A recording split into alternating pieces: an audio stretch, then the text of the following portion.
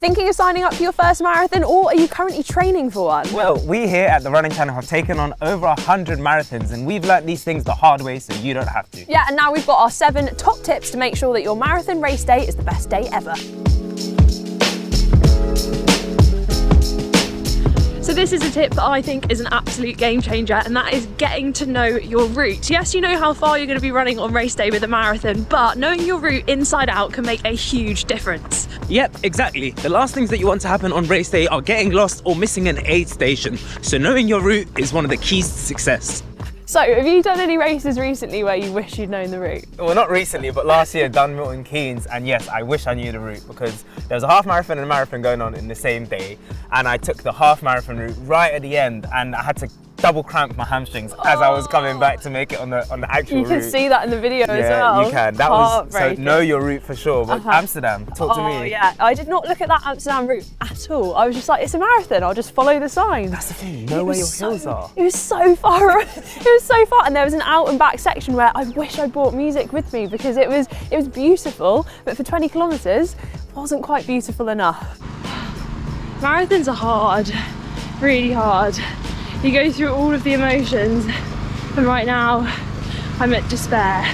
To be fair, like sometimes just knowing where the actual finish line is, because sometimes you think it should be this beautiful monument, but it's not. Like it's a little bit further. Berlin is so much further than example. You think. Yeah, so know the hills, know the aid station, know where the finish line is, and know where your family are going to be or friends. And if you are supporting someone in a marathon, don't move from where you said you were going to be. Pick a spot and stay there until you see your friend. So I'm currently training for the London Marathon, and this is the first time I'm doing a marathon close to where I live. So it means that I can actually go out and recce some of the course, which I'm taking very seriously. And I'm doing this on long runs, easy runs, just so that I can see what it's like. And so there are no surprises on race day. Practice really does make perfect when it comes to marathon running.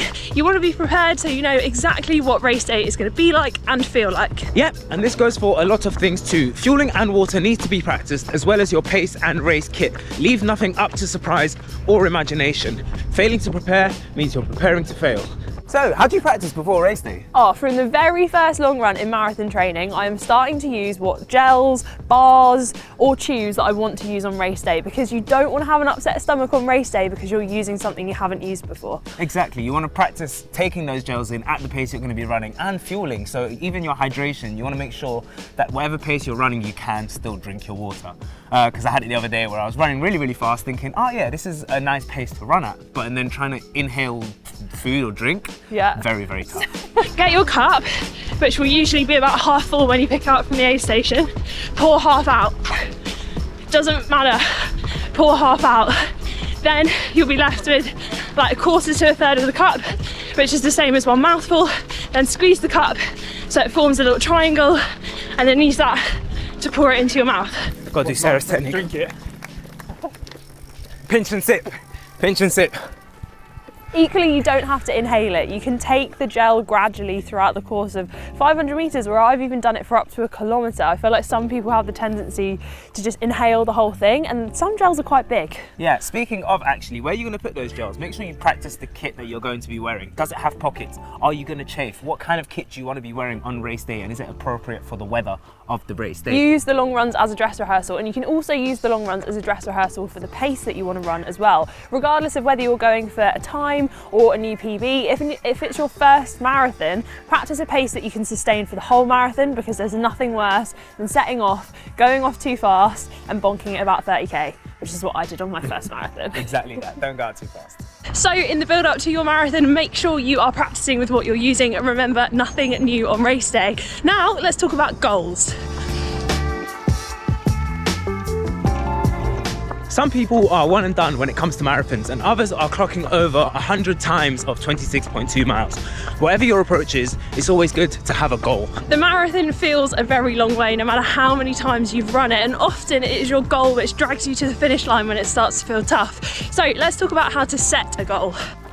So when setting a goal, make sure that you do choose a goal that is both realistic but just out of reach, so you can train to become the person that you need to be to achieve that goal. And don't just set one. People often set A, B, C goals. So your A goal is that kind of ambitious target that you're aiming towards. B goal is a little bit more realistic, and C goal is something that you know you can achieve on the day and still be happy with. Yeah, exactly. A stands for ambitious, B for barely, and C, I can do that. That's what C stands for.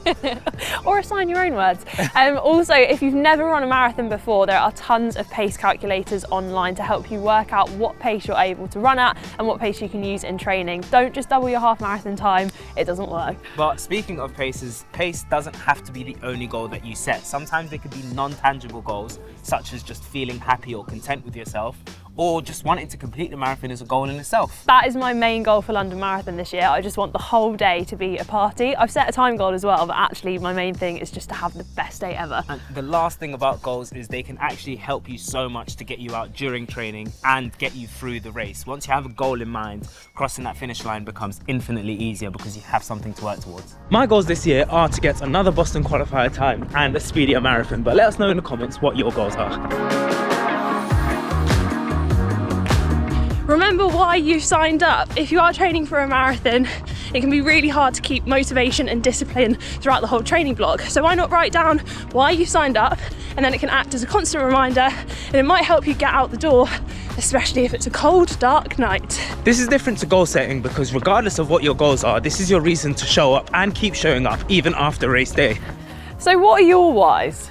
I think I have quite a few whys, but probably longevity is one of my biggest ones. It's to be able to stay both fit and healthy for as long as possible, to be able to look after my potential kids, grandchildren and great-grandchildren. It's just to show up as my best self, both mentally and physically. And I feel like running gives me that. What about you? Mine's kind of showing up for my past self. Like, I wasn't the most sporty at school, I wasn't the best at anything, but actually I realised over time that that doesn't matter. It's not all about winning, it's just about showing up and doing things that you thought you were never capable of. Run a marathon and you will find out who you are and like why you're here. But a lot of people visualise their whys as well, so do you do anything? Yes, I know a lot of people that would like write their whys down on like a post-it note or stick it up on their fridge so they can see it every day, but I do feel like just having it in the back of my mind when you visualise it is the go-to for me anyways. What about you? Yeah, I've tried journaling and kind of writing it down, but actually what works best for me is to visualise it whilst I'm out on a run. So if I'm in a tough section of a long run, visualising crossing over the finish line, or if I was training for a 10k PB a few years ago and I went to that specific track and visualised getting that PB, and it gets you through that tough part of a session. Yeah, or even visualising what your Strava is going to look like once you finish that run. Title, description, pictures. Just all the kudos that you're going to get. That's what gets me through for sure. But those are our whys. What are yours? Let us know in the comments. If you've never run a marathon before, I am sorry, but it is going to hurt. Yep, the DOMS, delayed onset muscle soreness, are real after a marathon, and so you want to make sure you're putting yourself in the best position before and after the race to make them as painless as possible. So let's talk a little bit about peak week, which is the week leading up to the marathon. What that looks like in terms of your sleep, your carb loading, and just the amount of training that you're going to be doing in general. Yeah, definitely remember to carb load. Don't do it all the night before the race either. You want to gradually increase your carb intake in the few days leading up to your marathon. On top of that, you want to reduce the volume in your legs so that your legs are nice and fresh for race day. So the amount of training that you're going to be doing in that week, not as much. Yeah, now let's talk about race day itself. Make sure you plan it out and make sure you leave enough time. There is nothing worse than being in a panic on race day because you can't find your bib, you haven't got enough safety pins, and you don't know where the toilets are, and your wave's about to start. Speaking about things to factor in on race day, if you are doing an international race, then you do want to factor in things like jet lag. So make sure that you either book a flight that's in the evening so you can get enough sleep, or that you're going to be able to get enough sleep on the way there. Don't worry about sleep on the night before. We're all going to have poor sleep that night, but in the week leading up to it, make sure that you do get at least 6 good nights of sleep. Yeah, I have had a bad night's sleep before and it's not great. Also think about after the race as well. That's going to make a big difference to how you feel about that marathon if the hours and days after you're just in pain because you haven't planned it out. Exactly. Focus on how you plan on recovering, what you're going to eat after the marathon. But even then, if you do go back to work on a Monday, most races being on a Sunday, make sure that you factor that in as well, so you're not sore, tired, or you're working from an office or an active job when you've just finished your first marathon. That's crazy. When you put your heart and soul into training, it can feel quite weird to be on the other side of the race, having it all behind you. But my next tip would be to make sure that you think of your next goal. It doesn't have to be another marathon, but just think about what you can pick up next in terms of training.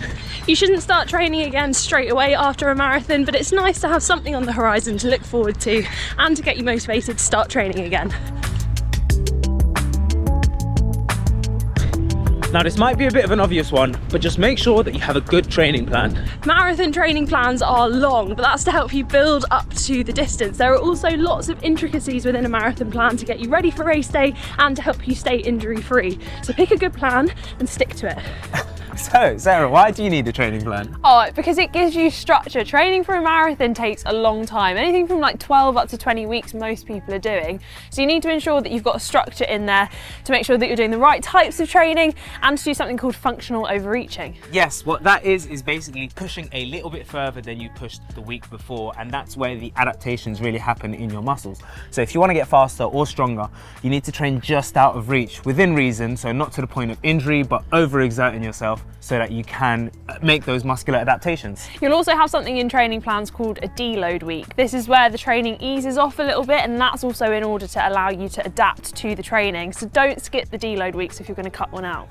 On top of that, a training plan allows you to add variety to your workouts, to switch it up and not make things boring. It allows you to have certain kind of runs like interval sessions. You've got faster ones. You still need to be thinking about the 80-20 rule though. So 80% of your running is at an easier pace, 20% is at a faster pace. So that's things like interval sessions or tempo runs, and then your easier runs will be things like easy runs or long runs. On top of that, compared to training alone, following a training plan does take the guesswork out of it, and it also gives you the confidence to know that, especially if it's a good plan, that if you do the training for that plan, you will be able to run a marathon by the end of it, and that just feels amazing. And if you've never trained for a marathon before, take a look at a marathon training plan and look at week 1. If that's more than you're currently doing, then maybe you need to do some more training to build up in order to be able to tackle that marathon. Yes, a pre-marathon training plan. Remember to enjoy it.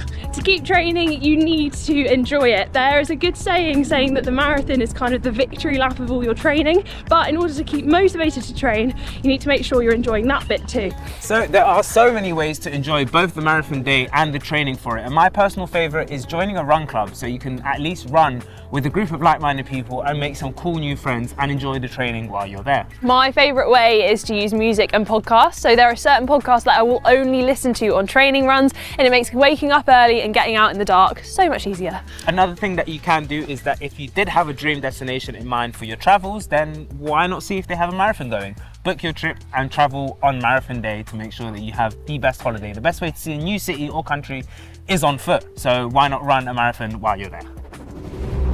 So if you're training for a marathon, do let us know which one you're training for in the comments, and best of luck! And make sure that you're following and subscribed to the running channel so you can keep up with me and Sarah to see how we get on with our marathons this year. And now you should definitely go and check out where Mo tried to run a sub 3-hour marathon in Milton Keynes.